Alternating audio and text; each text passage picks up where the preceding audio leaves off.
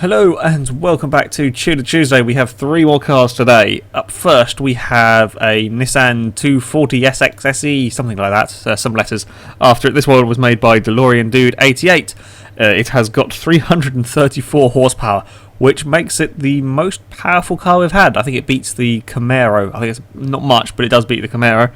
It weighs 2,562 pounds, so it's not particularly heavy either. However, yeah, this is quite an interesting car to drive. Normally the fast cars around here have been low weight and sort of low power. This is very fast in a straight line. In fact, it is the fastest car we've had down this straight. It's about 130 before you have to go on the brakes. However, when it gets to the corners, it's not so good. It probably would go faster down the straight. However, you have to be sort of quite early on the brakes. The brakes actually are quite huge. To be fair, the wheels on this are quite huge, ridiculously sort of sized wheels. But yeah, it does struggle slowing down. And round the corners, it's very sideways as Stig manages to get it sideways over the jump.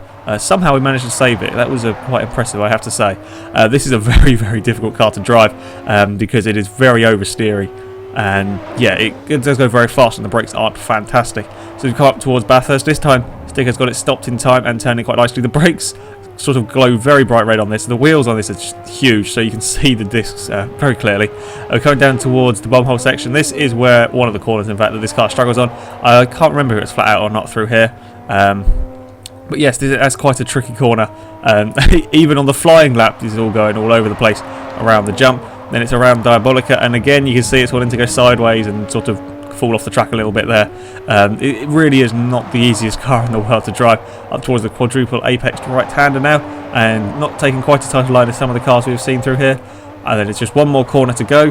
Gets turned in sort of just about nicely, and there's going to be no oversteer moments on the exit this time. And then it is just a run to the line. And straight line speed is very good on this car, I have to say. So it kind of makes up a little bit time down this back straight. But there we go, that is it for the 240 SX. It is across the line. So we go from mental fast car to a more sort of civilized car, I would say. This is a Mazda MX5 Generation 1. This one was made by JDMR Takumi. I hope I pronounced that one right. It has 207 horsepower, but only weighs 2,236, I think it was that. No, 2,226 pounds. There we go. So yes, low power, low weight, lots and lots of aero parts. So I'm pretty sort of confident, expecting that this car here will put in a pretty good lap time. I have to say, I quite like the paint job as well. Stig forgot to download the paint job, so he has an orange one. Sorry about that. Anyway, yes, handling wise on this car, this is a really, really nice car. It's very, very planted. Sort of car that I like. The one that will not sort of step out on you no matter what you do with it. Yeah, it's not the easiest car in the world to drive fast though. While it is very grippy and very planted to the road, you have to sort of get your lines right every corner, because this car is not quick in a straight line. I think 114 is sort of the maximum speed, which is 15 miles an hour slower than that 240 SX on a very, very short track. So yeah, you have to get your lines right through the corner if you want to carry any sort of speed and get any sort of lap time out of it. So here we are onto the Stigs, flying, lapping up towards the first corner. Can brake far, far later than you could in a 240 SX. And it's all looking very nice and composed there, and there was no sideways or running off the track moments. Down towards the bumhole section, and it is flat out through here easily in this car. It's doing about 111, 112, which is not bad considering this car's top speed really around here isn't much more than that.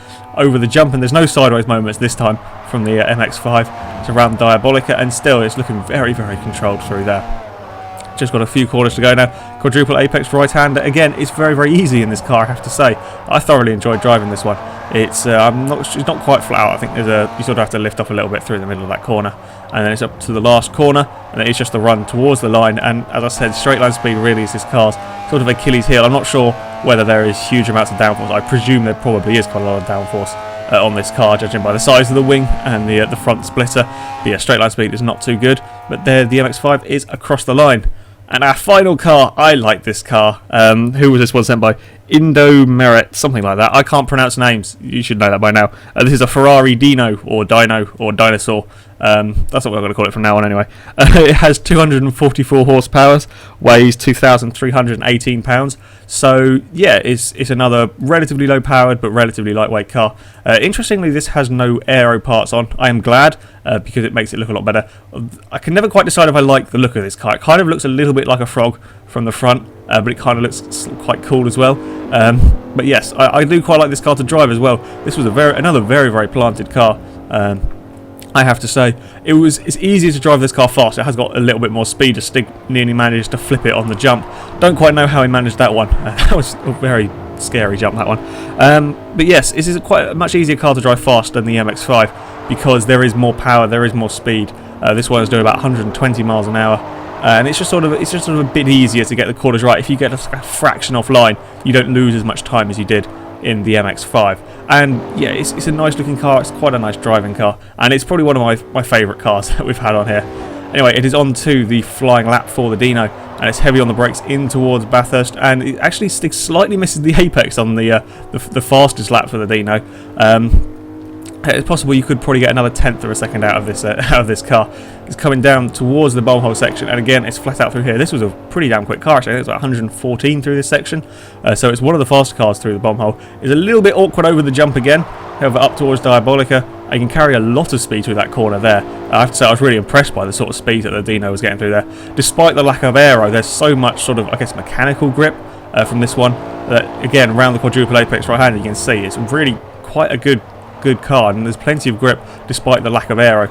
It's just around the last corner. Stig's going to run it quite out wide there towards the grass, and then it's just the straight to go. As I said, straight line speed pretty good in the Dino. It's sort of quite a good compromise, this car.